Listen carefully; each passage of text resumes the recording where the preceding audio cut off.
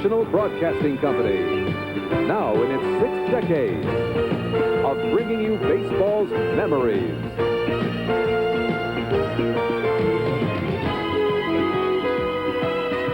Baseball's milestones. Baseball's majesty.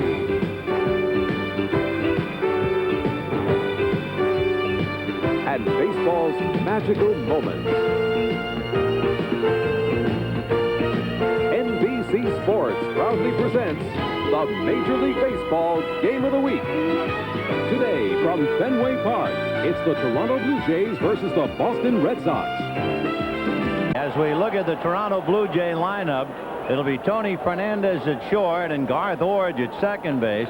Damaso Garcia is the designated hitter. George Bell in left field and Jesse Barfield in right. With Willie Upshaw at first, Kelly Gruber the third baseman, Ron Shepard in center field, and Buck Martinez behind the plate against left-hander Bruce Hurst. Fastball hit up the middle behind second, knocked down by Marty Barrett. The feed is in time. He just did get the ball to Spike Owen before the arrival of Damaso Garcia. No runs, one hit, a fine play by Marty Barrett, and at the end of half an inning, the Blue Jays nothing and the Red Sox coming up. Here the way the Sox go: Wade Boggs at third, Marty Barrett at second, and Billy Buckner at first. Jim Rice in left field, Don Baylor the DH, Dwight Evans in right field, Tony Armas in center, Rich Gedman the catcher, Spike Owen the shortstop. And trying to stop them, right-hander Jim Clancy. He's 14-12. No record. Down he goes, second strikeout for Jim Clancy. The Sox are gone in order. We'll be right back after these messages from your local station. I mean, he might as well be at the plate. The only thing he doesn't do is swing at the pitch. He's taking all the time. See, hitters do that sometimes when a relief pitcher comes in. That is a bit unusual. Fouled away. I wonder why he doesn't swing. Seriously, he's going through all the motions. Why wouldn't you swing at the pitch? Well, I would think it's the angle. I would imagine he's just trying to see how fast or you know, the speed, whether it's the curveball or the fastball. Swinging, I don't believe, would help him from that angle. We're in the fourth inning, no score. Got him on the inside corner. That's good pitching. Just simply good pitching. Not if you ask George Bell. And Bell is not congratulating Brannigan on a good call. Brannigan has been an equal opportunity umpire. He's had it from both benches. Both managers have come out to save a player. Here's the pitch. You call it.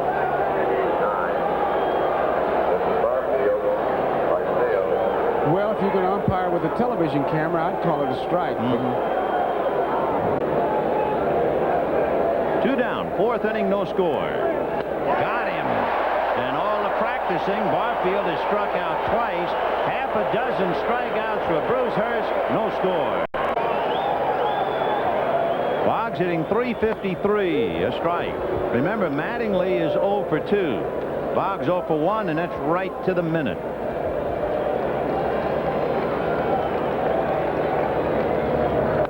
Ground ball back of first base, juggled by Upshaw, feeds his pitcher, got him. Oh, the Red Sox man. And here comes John McNamara to talk to Larry Barnett.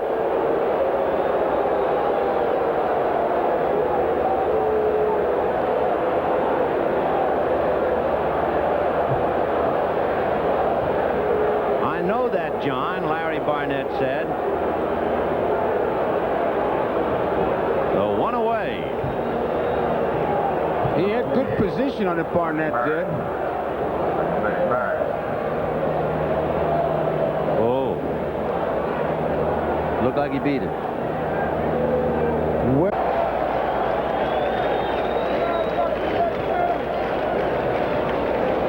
2-2. Got him.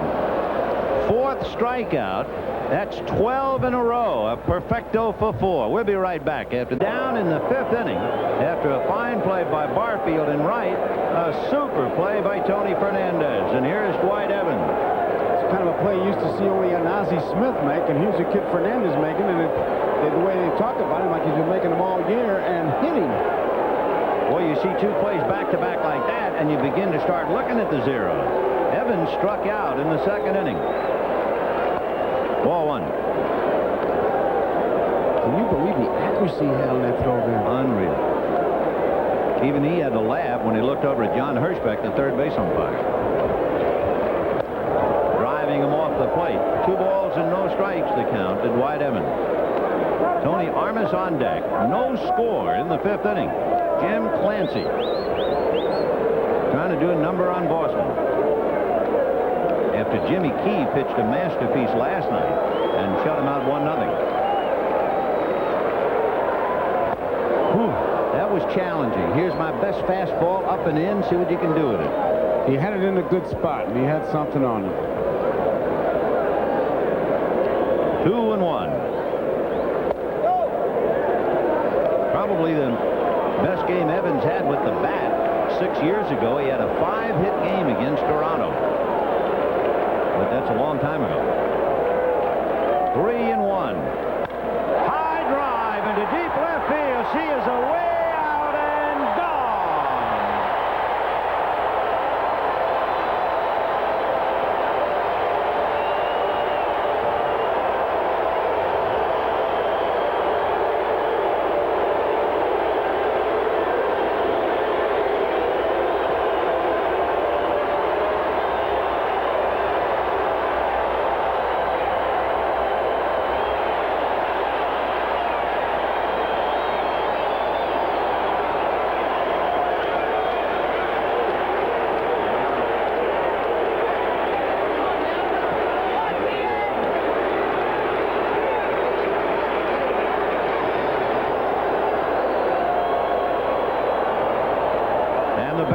Tony Armas. And evidently, we're not familiar with games here. Evidently, they don't have curtain calls. If you don't get a curtain call breaking up a perfect game with a 1-0 home run, you'll never get one. It was a 3-ball, 1-strike count. Slow roller down to Fernandez, who one hand's on the dead run to get him.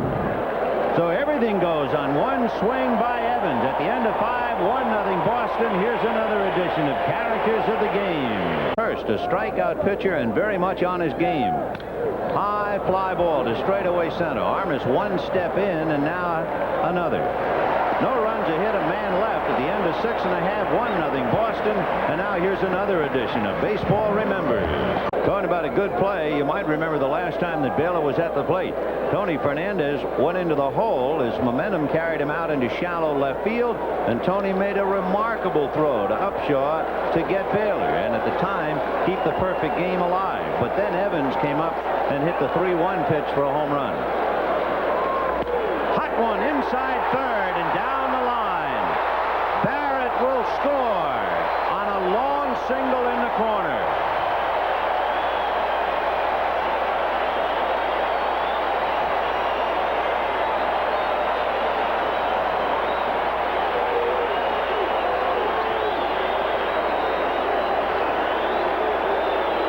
Down the line, good effort by Gruber. Now you see, he cuts it off before it gets to the wall, which it kept the base runner at second base, Buckner, and they've changed that ruling again, Vin. It's gone from fielder's choice to error to base hit. Armas followed by Gedman, with Buckner at second base, Baylor at first. 2 out.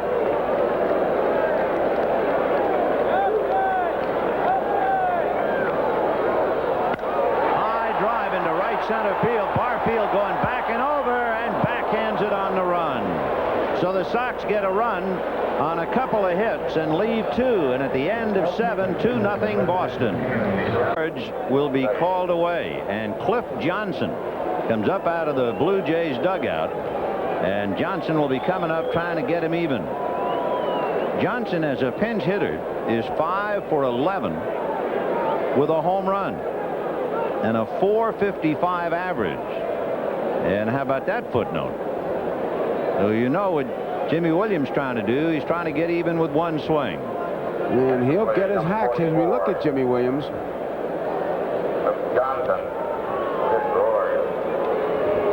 Johnson, with all of those other credentials and so impressive, nevertheless is 0 for 20. He has had a sprained right finger, and evidently that's been bothering him as far as gripping the bat, and it's evidenced by the fact that he has had so much trouble getting a base hit. Johnson was on the DL and was activated on the 7th of August. So 2 down, Fernandez at first, Johnson the potential tying run, Damaso Garcia on deck. 2-0 Boston, top of the 8th. 2 out.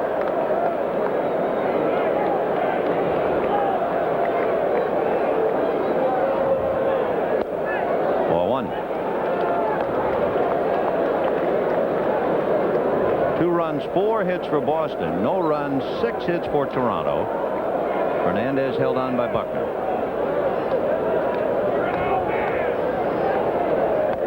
In there. 1-1. Looks like he turned that over a little bit. He wanted that ball to be outside part of the plate. They're really expecting Johnson to pull that ball, and you would have to, because you're looking for the home run. But the shortstop, Owen and Boggs, they're protecting that hole between short and third. There you see it. Look how close they are. And as usual, there's no back line. 1 ball, 1 strike. 2-1. Close. See, there was the batter's box. Gone. You're not going to be happy till they put 2x4s down and paint them white. They're going to have to. Well, can you imagine if they suddenly decided to wipe out the blue line in hockey, or maybe they're going to erase the free throw line and 10-yard stripes. That's right. Take care of football. How about tennis? They'll whack up the doubles lanes. Ground ball to third. Boggs down to Barrett. Good play by Marty. He had a backhand to throw that looked like it was heading for right field. To a sinker. No runs, a hit, a man left, and at the end of 7.5, Red Sox 2, Toronto nothing. 2-1. Check. 3-1. They're going to look down at Hurst, no swing. So Wade Boggs, with a count 3 balls and 1 strike, hitting .352. The last we heard about Mattingly, he was 0 for 2 and walked intentionally. Boggs 0 for 3. Big bouncer over the mound, over second, into center field.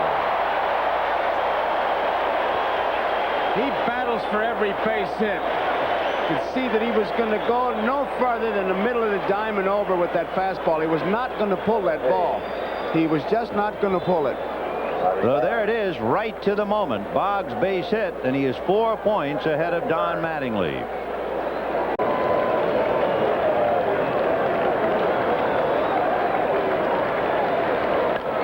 Throws his bat at it, a little roller to Manny Lee, who'll throw him out. No runs, 1 hit. A man left, and at the end of 8, Boston 2 and Toronto nothing. 33,358. That is just about capacity, maybe 200 shy. And they are here now to see if Bruce Hurst can get his 4th shutout, if he can beat Toronto, and more importantly, give the Red Sox the mathematical tie. A pop fly to Buckner on the right side. 1 away.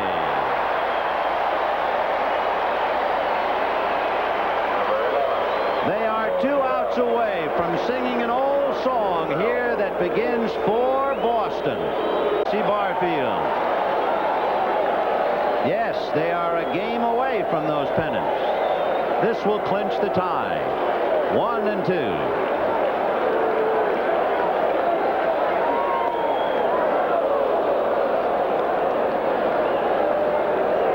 Just think how fleeting fame is. Sic transit gloria. The champions of the American League East, 1985, mere acolytes at the ceremony today, the Toronto Blue Jays. Ground ball to shortstop. Spike Owen, and they are 1 out away from the tie. And these fans are primed. Hold on to your hat, John McNamara. The fun is just beginning. Hello, Houston. Hello, Atlanta. Hello, America. The Sox are 1 out away from clinching the tie. Strike 2 to Barfield, and Nick Bremigan stuck by the foul ball.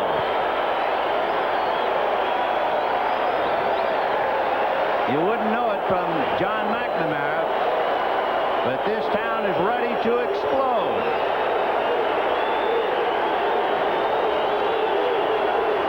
Sharp fuse in his ballpark, man. They're ready, these fans. No balls and 2 strikes to the leading home run hitter, Jesse Barfield. Pop foul off to the right and out of play. Oh, I'd love to hear a well-behaved, roaring crowd. It's their show. Let's just watch and listen above anything else.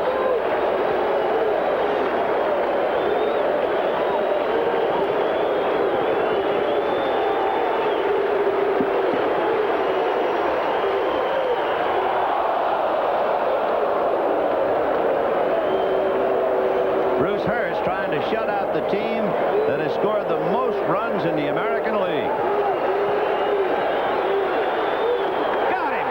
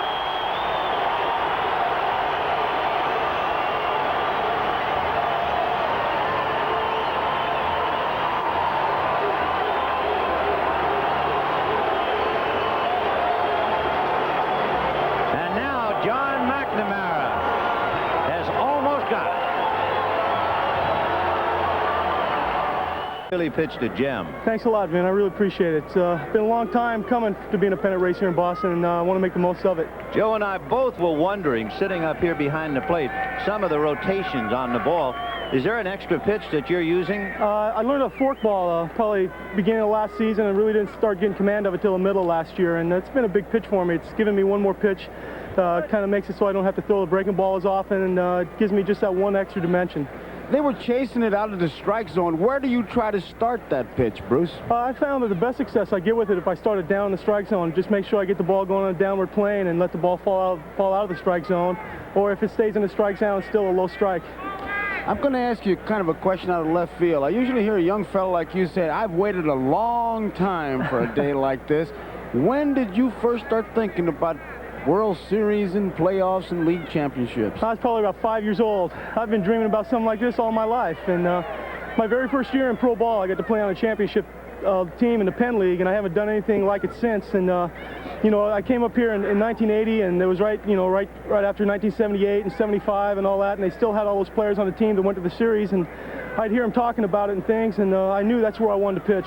Bruce, I know you don't have a monitor down there on the field, but you will see yourself on every newscast in Boston for the next few days. It is a magnificent moment of the dream coming to fruition. You're into the windup, you're pitching to the American League home run hitting Jesse Barfield, and then you jumped and reached for the sky. Yeah, it's a great feeling. I remember when I was a kid, I got to see films of Don Larson and Yogi Berra jumping in each other's arms, and I don't know why. I've always wanted to do that on a championship team, and I guess that's about as close as I'll come for right now anyway.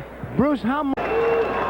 Bruce Hurst won his 5th in a row, collecting his 4th shutout. A 13-game winner whose record at Fenway Park is now 8-2. Meanwhile, hard luck Jim Clancy has lost 6 in a row. His record at Fenway Park, 2-7.